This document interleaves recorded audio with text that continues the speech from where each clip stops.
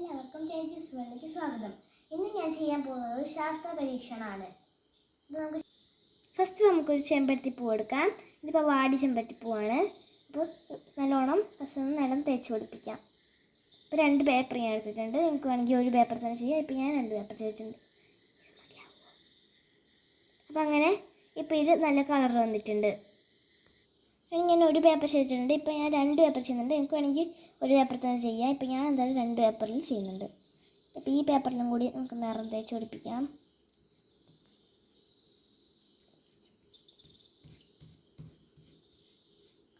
അപ്പോൾ ഞാൻ ഇവിടെ കൈ പിടിക്കാനുള്ളൊരു സ്പേസ് വിട്ടിട്ട് ബാക്കി ഫുൾ കളർ അടിച്ചിട്ടുണ്ട്. അങ്ങനെ ഇപ്പോൾ നമുക്ക് പരീക്ഷണത്തിലേക്ക് പോവാം. അപ്പോൾ ഞാൻ 2 വെള്ളം എടുത്തിട്ടുണ്ട്. ഒന്ന് സോപ്പ് വെള്ളം, പിന്നെ ഒന്ന് മോര് വെള്ളം. അപ്പോൾ എന്താ ചെയ്യേണ്ടതെന്ന് വെച്ചാൽ ഈ പേപ്പർ ഈ സോപ്പ് വെള്ളത്തിലേക്ക് മുക്കാം. അപ്പോൾ ഇതിൻ്റെ കളർ ചേഞ്ച് ആവും. അപ്പോൾ നോക്കാം. അങ്ങനെ മുക്കി.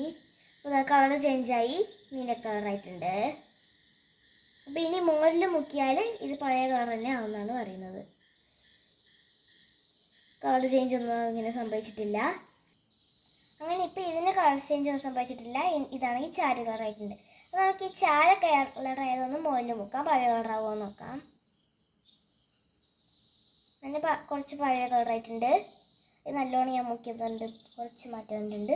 അപ്പോൾ പഴയ കളറായിട്ടുണ്ട്. അടുത്തത് വേറൊരു പരീക്ഷണം നടത്തുന്നു. ഇതേ പരീക്ഷണം തന്നെ ഞാൻ മഞ്ഞൾ ചെയ്യാൻ പോവാണ്. അപ്പോൾ ആദ്യം കുറച്ച് മഞ്ഞൾ ഇതിൽ തേക്കാം. എണ്ണത്തിൽ തേക്കണം.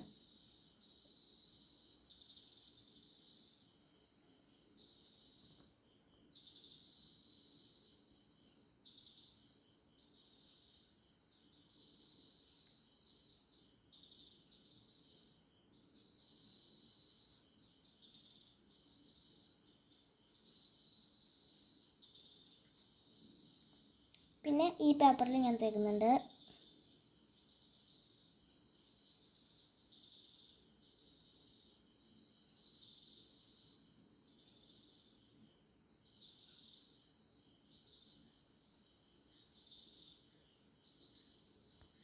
അങ്ങനെ ഇത് രണ്ടും ഞാൻ മഞ്ഞൾ വെച്ചിട്ടുണ്ട്.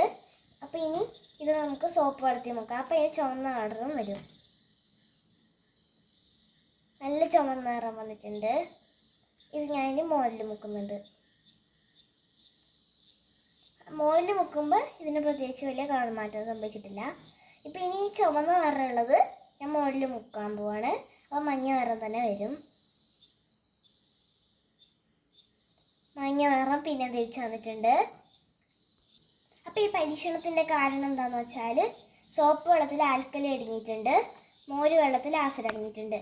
അപ്പോൾ ഈ മഞ്ഞൾ ഒരു സൂചകമാണ്. അപ്പോൾ ഈ മഞ്ഞൾ സോപ്പ് വെള്ളത്തിലേക്ക് മുക്കുമ്പോൾ സോപ്പ് വെള്ളത്തിലെ ആൽക്കലി മഞ്ഞളും കൂടി പ്രവർത്തിച്ച് ഇതുപോലെ ചുവന്ന കളറാവും. പിന്നെ ഈ ചുവന്ന കളറുള്ള ഇത് മോര് വെള്ളത്തിലേക്ക് മുക്കുമ്പോൾ മഞ്ഞളും ആസിഡും കൂടി പ്രവർത്തിച്ചിട്ട് പിന്നെയും മഞ്ഞ കളറാവും. അപ്പോൾ മോരിന് പകരം നിങ്ങൾക്ക് പുളിയുള്ള ഏത് വസ്തുവും യൂസ് ചെയ്യാം. അപ്പോൾ ഇന്നത്തെ വീഡിയോ ഇത്രയേ ഉള്ളൂ. വീഡിയോ കഴിഞ്ഞു.